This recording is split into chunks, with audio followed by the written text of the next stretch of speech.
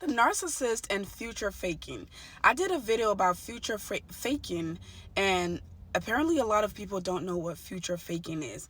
The term narcissism is a word or a term that has just become popular, and a lot of people are just now finding out that after years and years and years of marriage, or years and years and years of relationship, that they are dealing with a narcissist. So they watch videos like mine or other people who share their experiences with narcissism, or people who are actualized narcissists or self-aware narcissists. They watch these videos and they're finally starting to learn what narcissism is, and they are figuring out that they are in fact with narcissistic people, or people who have narcissistic tendencies. So the term future faking, when I think I responded to a video, somebody said that, why is it that the narcissist will promise and promise and promise, they'll promise the whole world, but they never follow through with those promises? That is called future faking.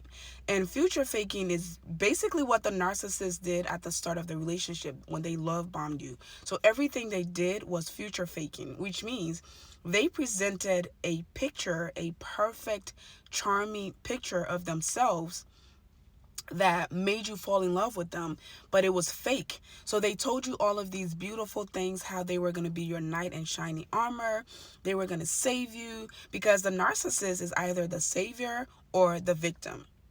They're never the villain. They're either there to save you from whatever traumas you're going through, whatever pain and suffering and whatever bad relationships and bad family dynamics, whatever. They're either there to save you, or they are a victim of you. At first, when they're love bombing you, they're there to save you.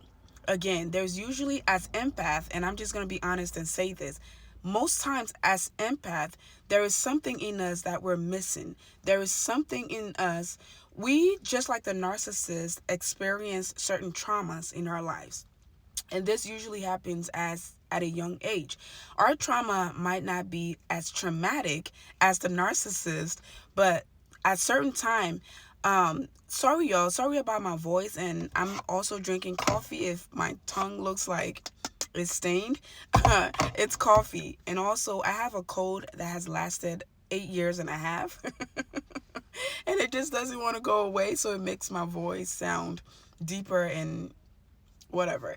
Anyway, so we as empaths, there's something a lot of times that we're missing, and so we try to find that in people, and we choose to love and overlove, share and overshare, be generous and over generous, be caring and over caring. Versus the narcissist, they went through similar experiences, but they choose to be evil. But they mask their evil and try to make it look like they're good people. That's the big difference. So we're all looking for something. That narcissist is usually looking for a mother.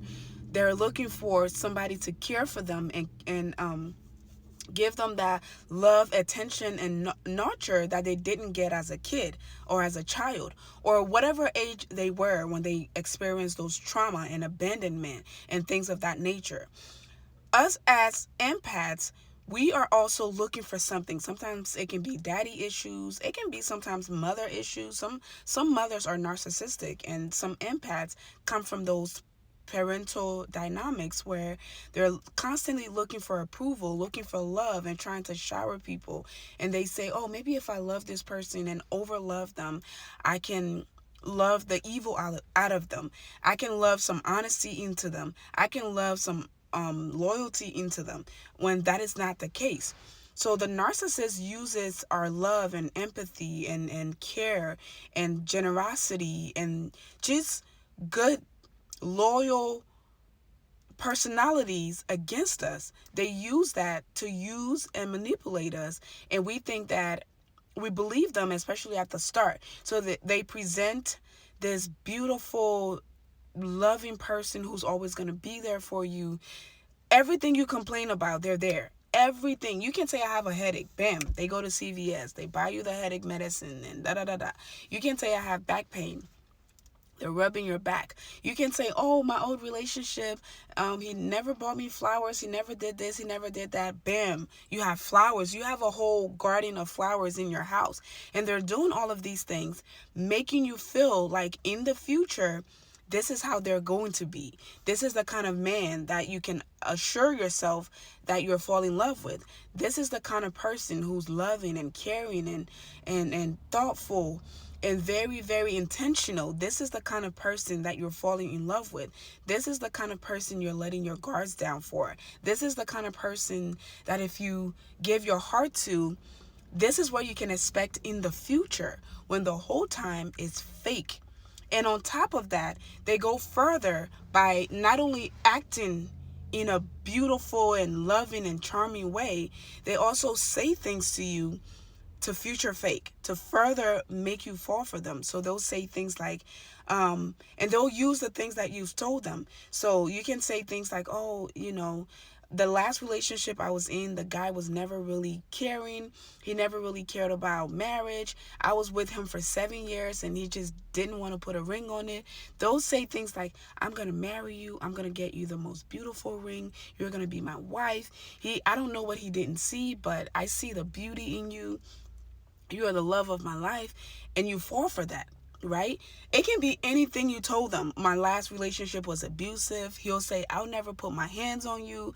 I don't understand why a guy will put his hands on a woman, blah, blah, blah. My last relationship, the guy stole from me. I would never steal from you. Whatever you have is yours. Whatever I have is ours.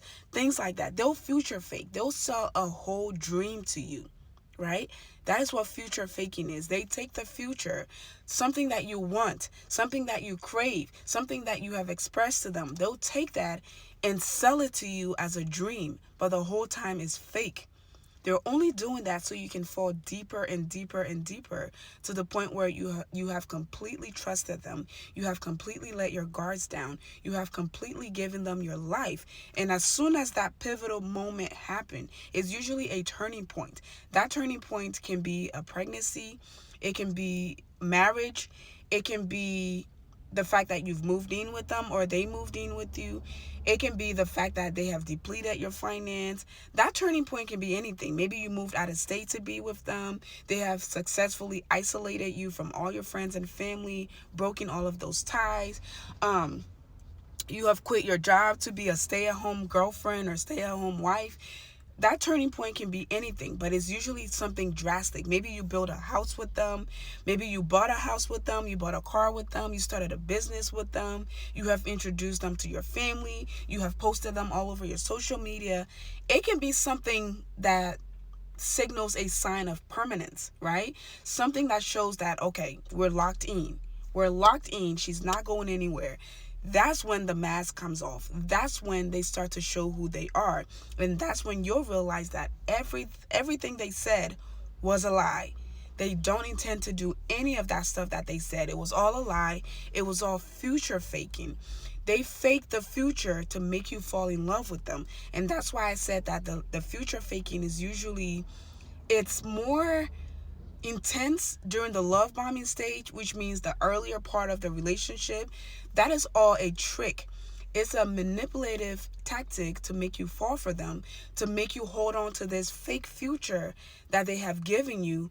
And then whatever they do after the mask falls off, whatever they do, you're steady trying to hold on to this future that they promised you.